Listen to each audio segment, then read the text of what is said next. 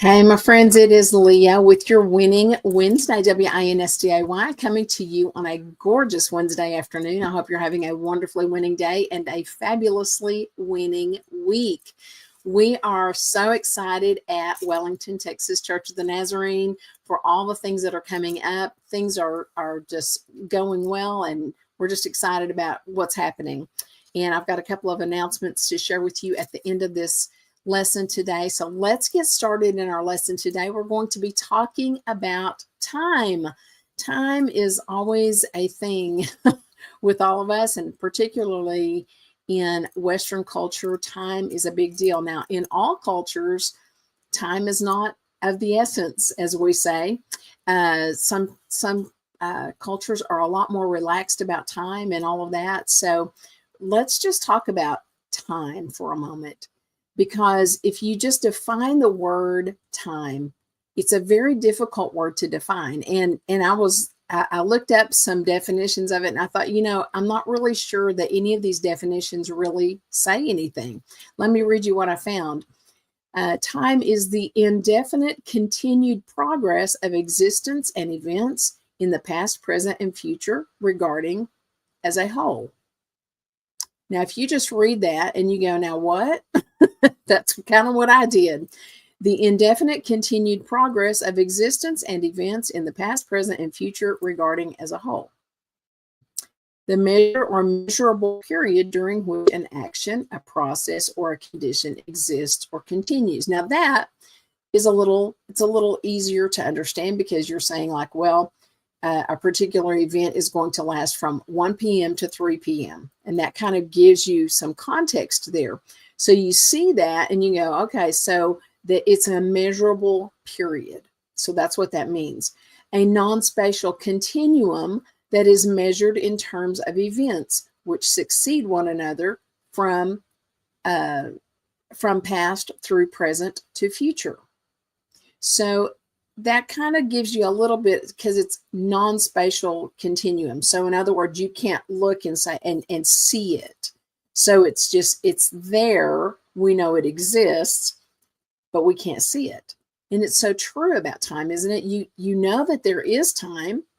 We have clocks. We know that there's day and night and all of that, but we can't see time going by. It's the point or the period when something occurs. Okay, so we get that the wedding's going to happen at 7 o'clock or whatever. So we get those kinds of things. It's an appointed, fixed, or customary moment or hour for something to happen, to begin or to end. So again, I have to be at work at 8 a.m. or whatever. So it's a suitable moment or an opportune moment. So like if someone says, well, it's about time that happened, or, I just decided it was time for me to stop working all the time, to enjoy my life, to travel, blah, blah, blah. So we reference it in those ways. It's about time for this to happen. It's a historic period or a division of geologic chronology. So, when you look at the strata in rocks, for instance, if you get to the Palomar Canyon, you can see the different colors in the geologic formations, and you say, well, this is when this happened, and this is when this happened. So that's what this is talking about. It's a historic period or division of time in geologic history and chronology. Present conditions or conditions of a specified period. The time of the Great Depression was difficult. So we say we reference that as a time. There's so many ways that we use this word time. You roll with the fashion of the times. You talk about the present time. So you're navigating the political issues of the time or whatever. So it's all these things. It's seasons. It's talking about our lifetimes. Time in service, like in the military, or time that you spent in a particular profession and things like that. It's someone who is sentenced to a judgment. I had to do time in jail or time in prison or whatever. So they did time or whatever. It's accumulated time. So it's like you say, well, that's 3 times larger than whatever, or that's 3 times longer, or something like that. So it's a measurement of life. So all of that said, let's look at Psalm 90, because it talks about time. a little bit differently than we think of it probably. But it says, Lord, you have been our refuge in every generation. You've been our refuge. You've been our dwelling place. Lord, you have been our refuge in every generation. Before the mountains were born, before you gave birth to the earth and the world, from eternity to eternity, you are God. You return mankind to the dust, saying, return, descendants of Adam. For in your sight, 1,000 years are like yesterday that passes by, like a few hours of the night. You end their lives, they sleep. They're like grass that grows in the morning. In the morning it sprouts and grows. By evening it withers and dries up. For we are consumed by your anger. We are terrified by your wrath. You have set our unjust ways before you, our secret sins in the light of your presence. For all our days ebb away under your wrath. We end our years like a sigh. Our lives last 70 years, or if we are strong, 80 years. Even the best of them are struggle and sorrow. Indeed, they pass quickly and we fly away. Who understands the power of your anger? Your wrath matches the fear that is due you. Teach us to number our days carefully so that we may develop wisdom in our hearts. Lord, how long? Turn and have compassion on your servants. Satisfy us in the morning with your faithful love so that we may shout with joy and be glad all our days. Make us rejoice for as many days as you have humbled us, for as many years as we have seen adversity. Let your work be seen by your servants and your splendor by their children. Let the favor of the Lord our God be on us. Establish for us the work of our hands. Establish the work of our hands. There's so much there, and we won't be able to cover all of it because it's just so much. We may have to do this for 2 weeks on this particular one. But the first thing I want to look at is when we think about time. And so as we've talked about the definition of time, it's kind of hard to define it in that way. So when we think about time, we look at Genesis chapter 1. Genesis chapter 1, verses 1 through 5. It says, in the beginning, God created the heavens and the earth. Now, when I look at this, you're probably thinking to yourself, what does this have to do with what we're talking about? In the beginning, God created the heavens and the earth was without form and void, and darkness was on the face of the deep. And the Spirit of God was hovering over the face of the waters. Then God said, let there be light. And there was light. And God saw the light that it was good, and God divided the light from the darkness. God called the light day, and the darkness he called night. So the evening and the morning were what? The first day. So at that moment, God established time. But because before all of that happened, time didn't exist in the way we think of time, because God is eternal, and everything that he had created was pre-time. So it was before all of eternity. Before time, it was just what we call eternity past. We don't know how much time was that. We don't know, because it's eternal.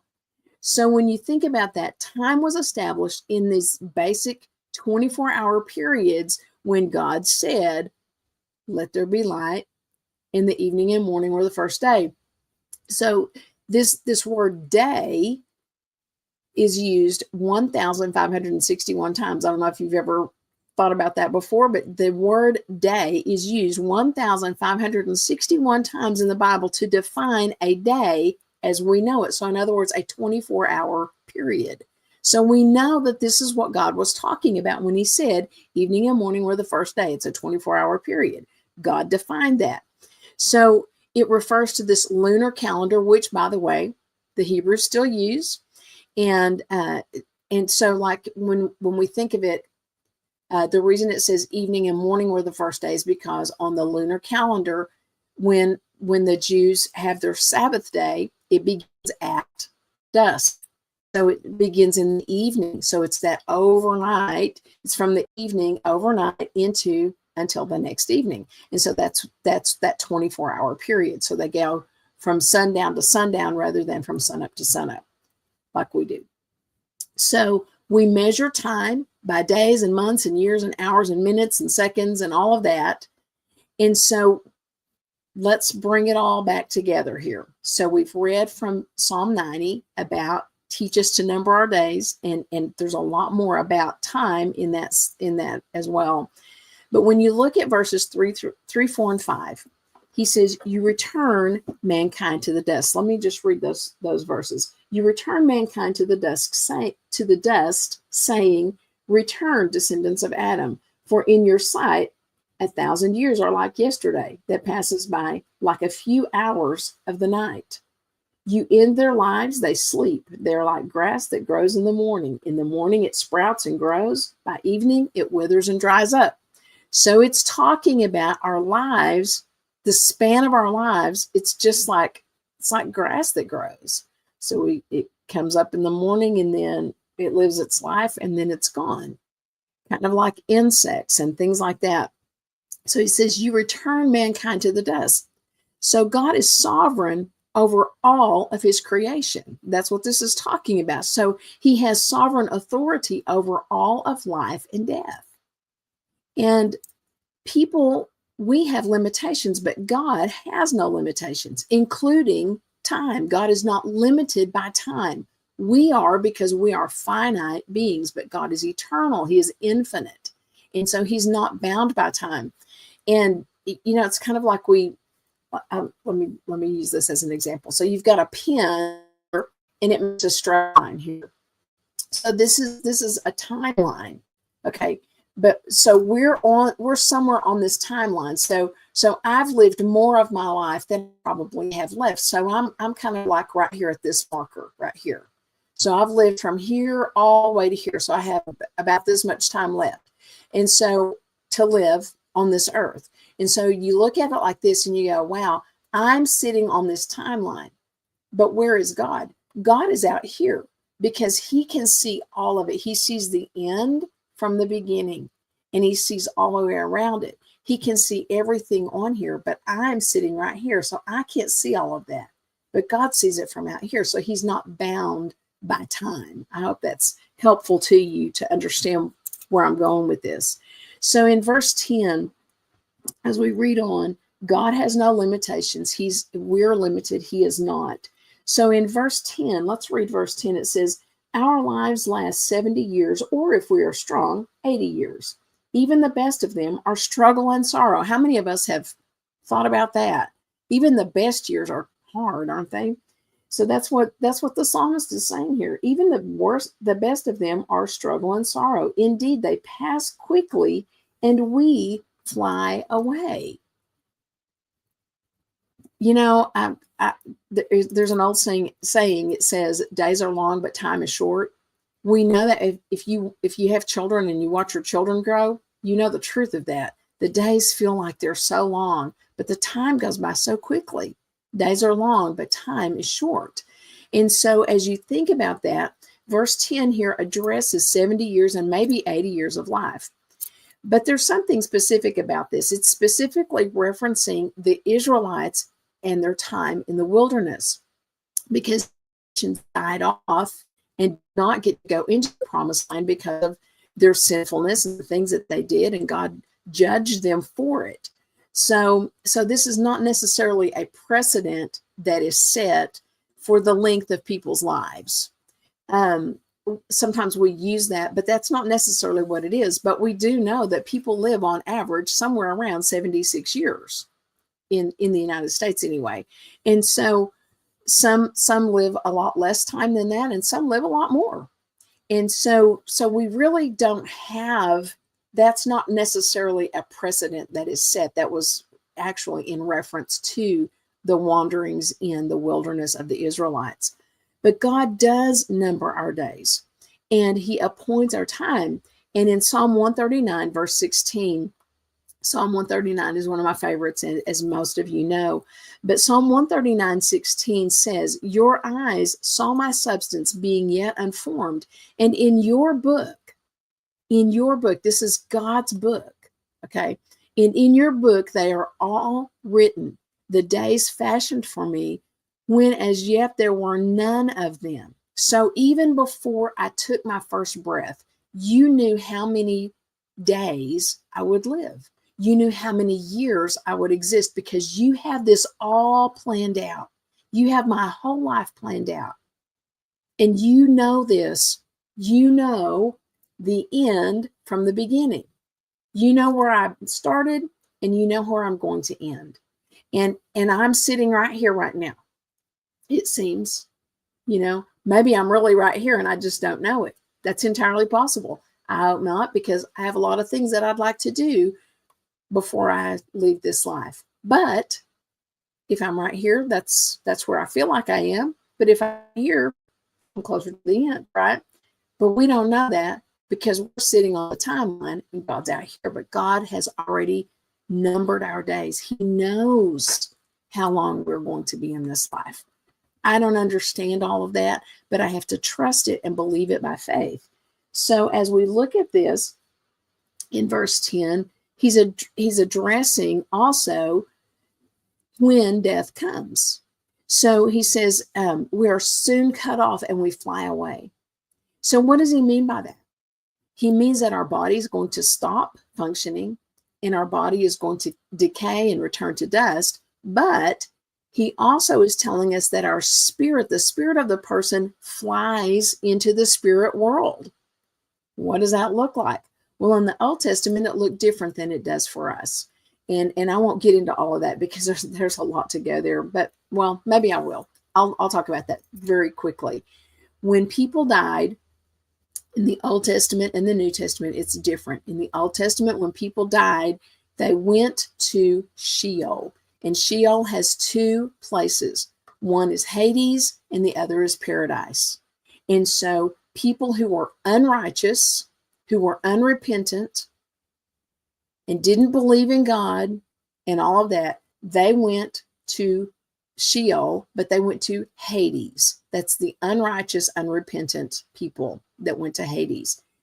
The people who lived in righteousness and lived before God and believed in him and walked with him and lived their lives for him, they also go to Sheol, but they go to a place called paradise. Now, this is all in the Old Covenant. So when this psalm was written, it was in the Old Covenant. But now when people die, it's different, because when Jesus was on the cross and he talked to the thief who said, he was talking to the other thief, and he said, aren't you afraid of what's going to happen to you? Because this man has done nothing wrong. We deserve to be up here, but he hasn't done anything wrong. He doesn't deserve to be here. And so as he was talking about this, Jesus said, he realized he believes the truth about who I am. He believes that I am the Messiah. And so he said, I say to you, this day you will be with me in paradise. So what Jesus was talking about was going to that place of paradise, because Jesus went into paradise and he took the keys of death, hell, and the grave, is what the Bible tells us. And so he has authority over all of those things. Again, he takes that from Satan. And so when he took the thief off the cross, basically they made a U-turn, because he went into paradise and he took all of those souls out of that place called paradise and took them to where Jesus dwells today. So now when our spirit flies away, when we are children of God through Jesus Christ, then our spirit goes immediately to dwell with him. And so that's the difference between the Old Testament and the New Testament. So what he's saying to us here in verse 10, let's read this again. It says, our lives last 70 years, or if we are strong, 80 years. Even the best of them are struggle and sorrow. Indeed, they pass quickly and we fly away. So when we fly away, that just means that the wicked they wait in hell for the final judgment. Okay. And that final judgment is going to happen when those people have appear before God at the great white throne judgment. And then the righteous go immediately to heaven where Christ dwells. And then when our bodies and our spirits are brought back together at that time of rapture, and which we've talked about that before too. But when our bodies and our spirits are brought back together, our bodies will be transformed into a body like what Jesus has, and we will be forever with him in our transformed state. Now, verse 11 speaks to God's wrath. So let's read it real quickly. It says, "Who understands the power of your anger? Your wrath matches the fear that is due you."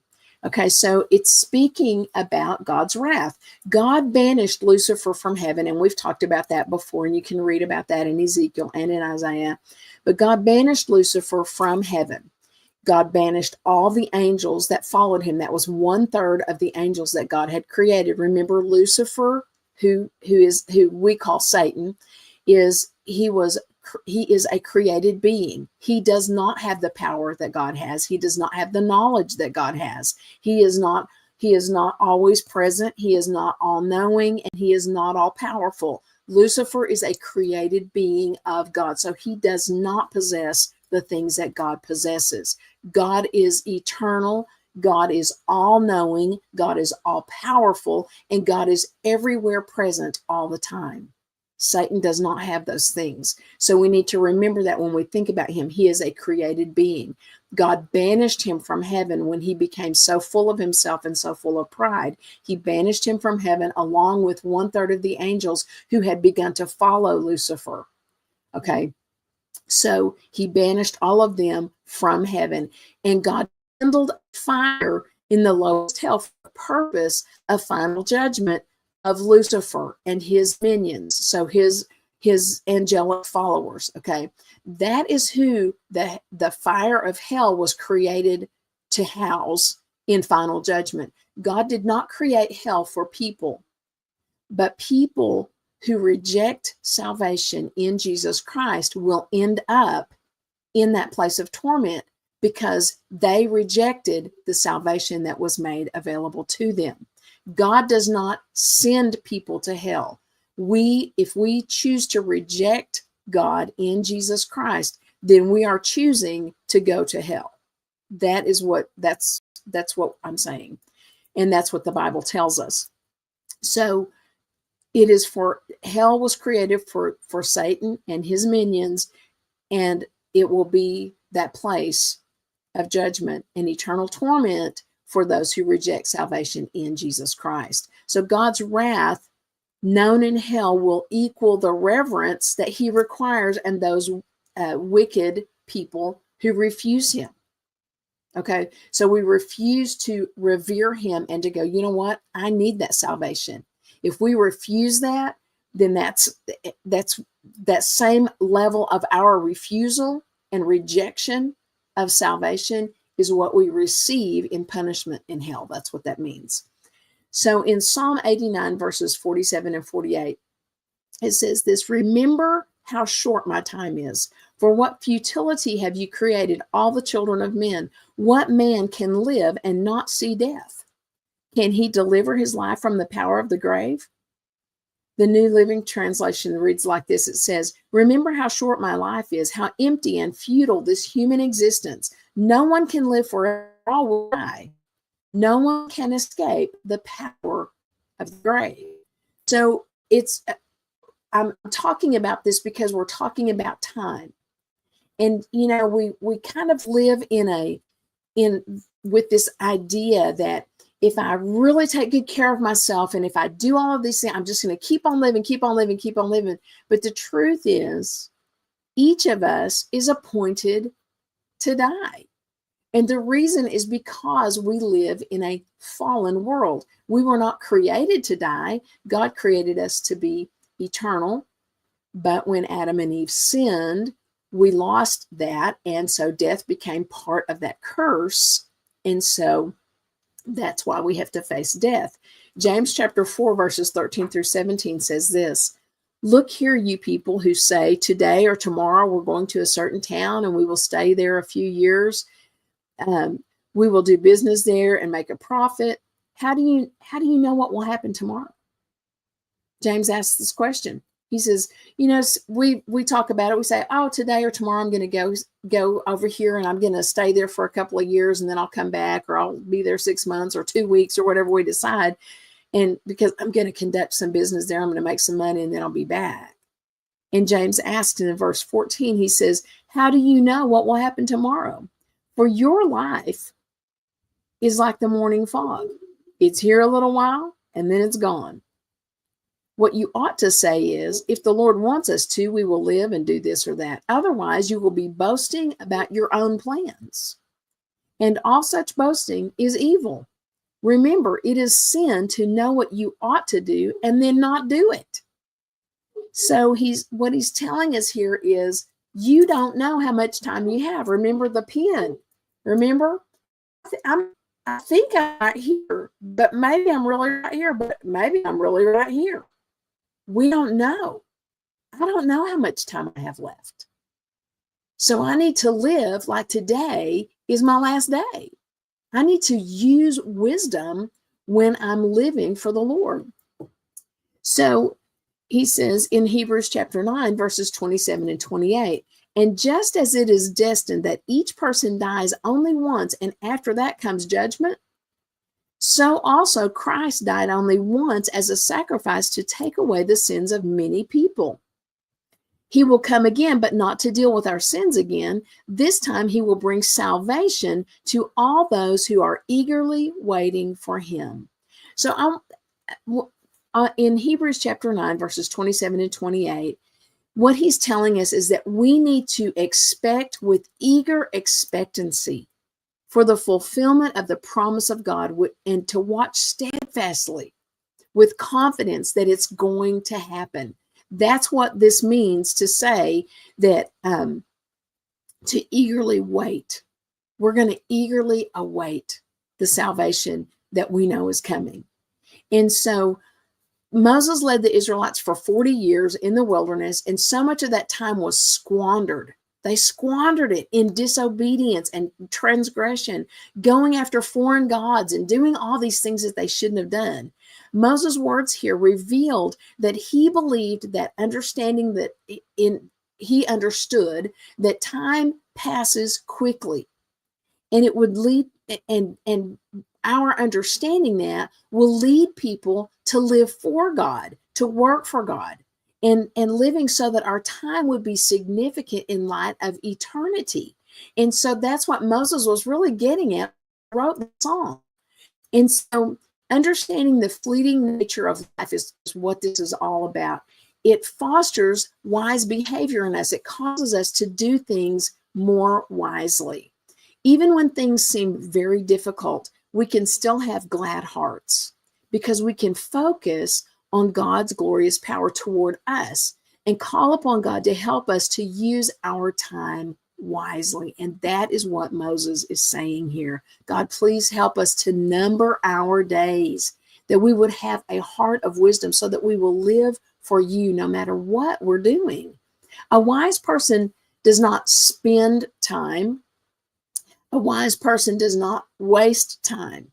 A wise person utilizes their time. They execute their time. They think about what they're going to do with their time, and then they use it with as much wisdom as possible. So it's a little bit longer lesson today, so I apologize for going over for a few minutes, but it's such a poignant lesson because as we look around and we think about how life is going, and we look at our political